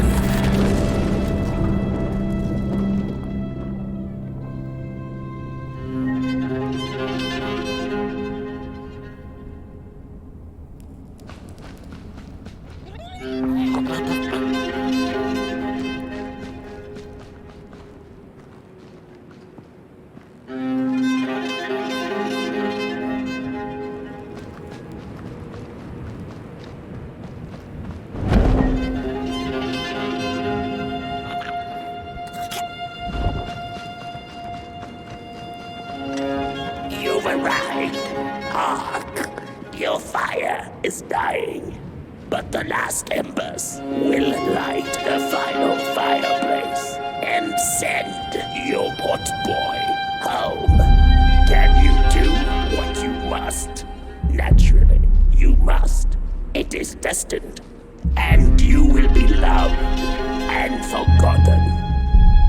The soothsayers have spoken the last words. It has been an honor to watch your journey to the work table's edge. Now go and burn. Burn.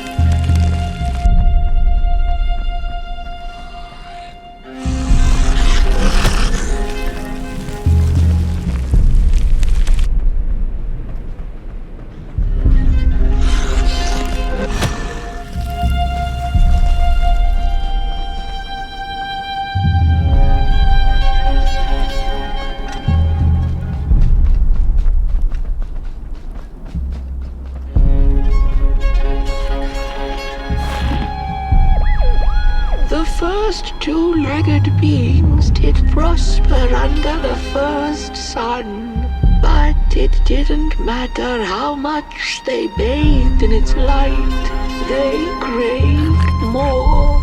They sought to cage the sun, harness its power, and make it theirs. But the makers in their foresight had put the sun far, far away. So far that no creature could reach it. That's why, in their desperation, the two-legged ones began to collect matches, lighting them like minuscule suns of their own. But there are only so many matches in this world. And one day they'll run out, and they shall once again look to the sun.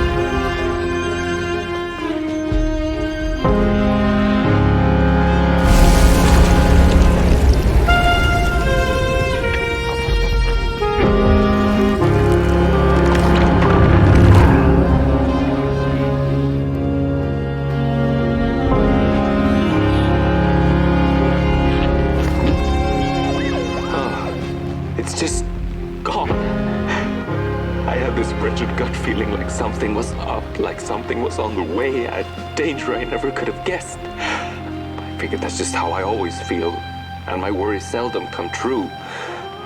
And now here I am, and I have been for some time now, and it just won't come back. I'm thinking, while I had it, I didn't know what to do with it, how to care for it, enjoy it. But if I had it again tonight, I'd probably waste it all over again.